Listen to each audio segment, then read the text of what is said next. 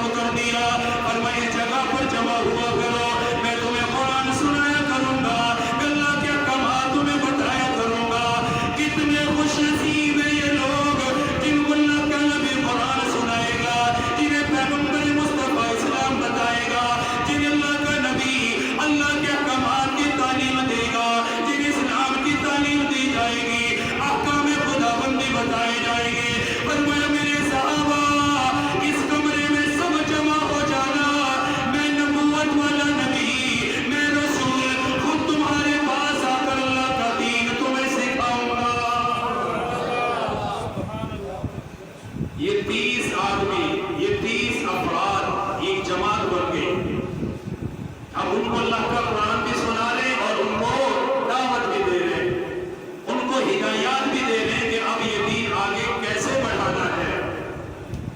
چلتے چلتے ایک وقت ایسا آیا کہ مکے کے کچھ لوگوں کے سامنے یہ بات آ گئی کہ مکے میں کچھ تو چل رہا ہے، یہ مخصوص لوگ ہیں، ایک کمرے میں جاتے ہیں، بیٹھتے ہیں، واپس آتے ہیں، یہ وہاں جا کر کرتے کیا ہیں؟ تجسس کیا، پتہ چل گیا کہ اندر اندر کوئی تحریک چل رہی ہے۔ جب لوگوں کی کانوں تک یہ بات پہنچی، ان کی مجلسوں میں جب ذکر ہونے لگا، ادھر سے اللہ کی قدرت کا فیصلہ ہو گیا۔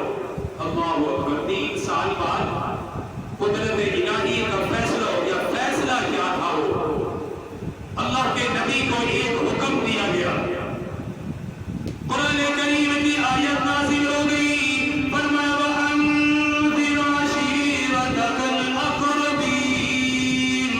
قرآن پاک کی آیت اتر گئی، فرمایا میرے نبی، اے میرے پیغمبر، آج تک دین کی محنت خفیہ طور پہ ہوتی رہی، ایک بند کمرے میں ہوئی، چند افراد کے سامنے دین کو بیان کیا گیا، میرے قرآن کو پڑھ پڑھ کے سنایا گیا، میرے احکامات سے انہیں باخبر کیا گیا۔ 3 سال بعد پروردگار عالم نے حکم نازل کر دیا، فرمایا میرے پیغمبر اب اپنی دعوت کو علی الاعلان کر دیجئے۔ اب خفیہ نہیں بلکہ کیا کر دیجئے، اب علی الاعلان کریں، اور سب سے پہلے علی الاعلان میں آپ اپنے قریب والوں کو بلائیں، رشتہ داروں کو بلائیں، اور انہیں اللہ کے دین سے باخبر کریں۔ قرآن کی آیت اتر گئی۔ اچھا، یہ کتنا بڑا حکم ہے، ہم تو سمجھتے ہیں کہ بہت آسان ہے۔ جو قوم کفر میں ہے، جو قوم ضلالت میں ہے، جو قوم گمراہی میں ہے، جو لوگ بت پرستی میں ہیں، بتائیے کہ ان کے سامنے اللہ کی توحید بیان کرنا کوئی آسان کام ہے؟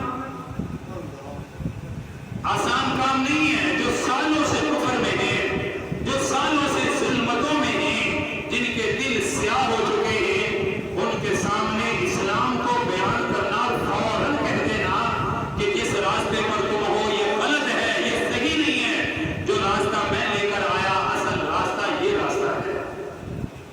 آسان نہیں ہے، بہت مشکل کام ہے، لیکن آیت آ گئی قرآن کی، آپ ڈرائیے، اور پیغمبر اللہ کے حکم کا پابند ہوتا ہے۔ حکم مل گیا کہ آپ ڈرائیں، پیغام دیں ان کو۔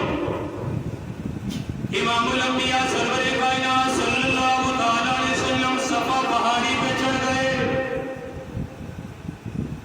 اعلان نبوت کرنے کے لیے، اپنی نبوت کو علی اعلان کرنے کے لیے، اپنی نبوت کو ظاہر کرنے کے لیے، اپنی رسالت کو بیان کرنے کے لیے، اپنے منصب کو بتانے کے لیے، اپنے پیغام کو سنانے کے لیے، اللہ کے قرآن کو سنانے کے لیے، لوگوں کی ہدایت کے لیے، لوگوں کی رہنمائی کے لیے، لوگوں کی کامیابی کے لیے، لوگوں کی فلاح کے لیے، لوگوں کو جنت کا راستہ بتانے کے لیے، ہمیشہ کی کامیابی دلانے کے لیے صفا پہاڑی پہ کھڑے ہو گئے، اور قریش والوں کو آواز دی، ایک ایک قبیلے کا نام لے لے کے بلایا، سرداران مکہ کو بلایا، مکے کے رؤساء کو بلایا، بڑی بڑی جماعتیں جمع ہو گئی، مکے والے جمع ہو گئی، وہ سمجھنے لگی کیا معلوم محمد بن عبداللہ کیا کہنے والا ہے، ہمیں کس نے بلا لیا، صفا پہاڑی کے قریب کیوں بلایا،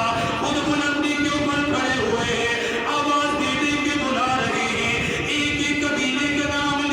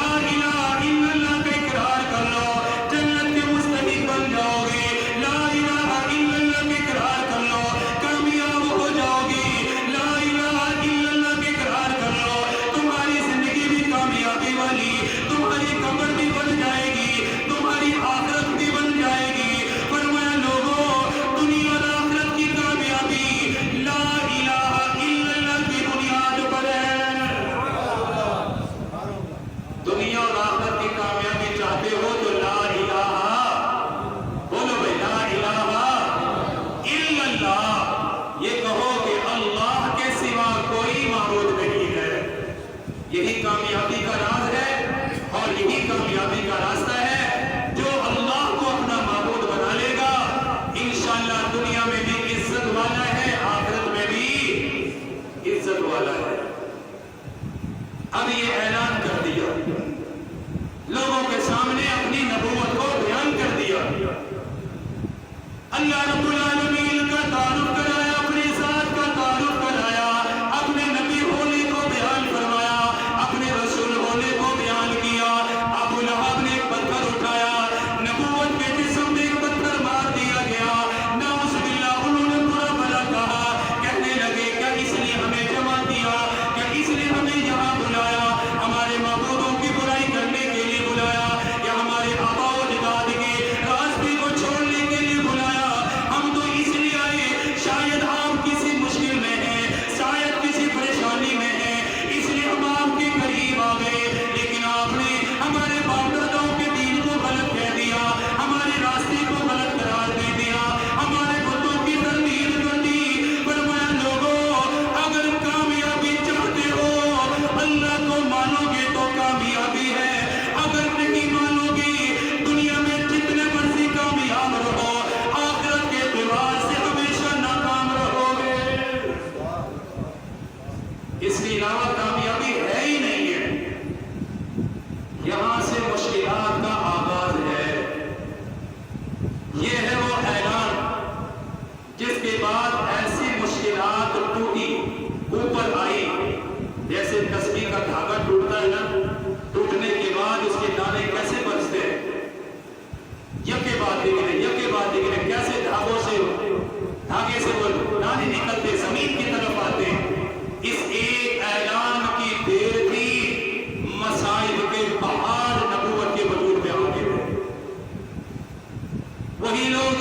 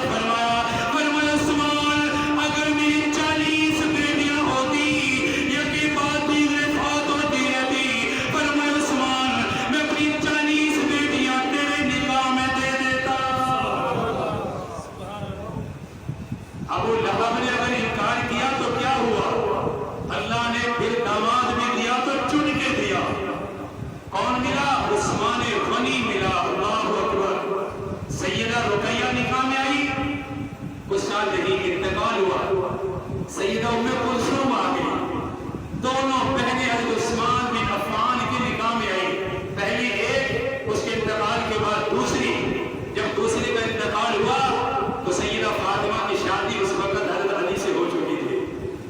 پھر فرمایا کہ عثمان تجھے میرا جیسا سسر نہیں ملے گا اور مجھے تیرا جیسا داماد نہیں ملے گا۔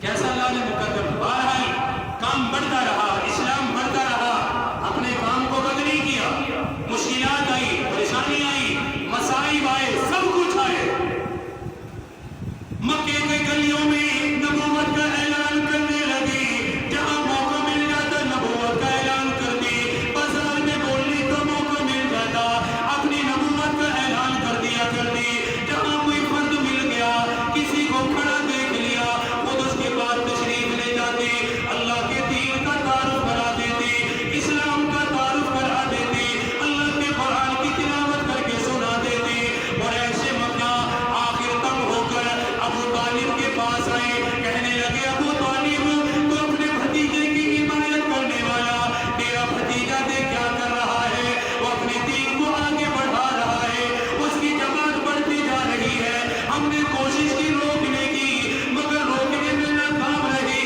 کہنے لگی اے ابو طالب تو اپنے بھتیجے کو سمجھا، تو اسے اپنے پاس بلا، اس کو کہ یہ کام نہ کرے، دین والا کام نہ کرے، اپنے اس کام کو یہیں پہ بند کر دے۔ ابو طالب نے برملا طور پہ کہا، فرمایا جو چاہو کر لو، میں اپنے بھتیجے کی حمایت کرتا رہوں گا، تم سے جو ہو سکے تم کر لو، میں اپنے بھتیجے کی حمایت میں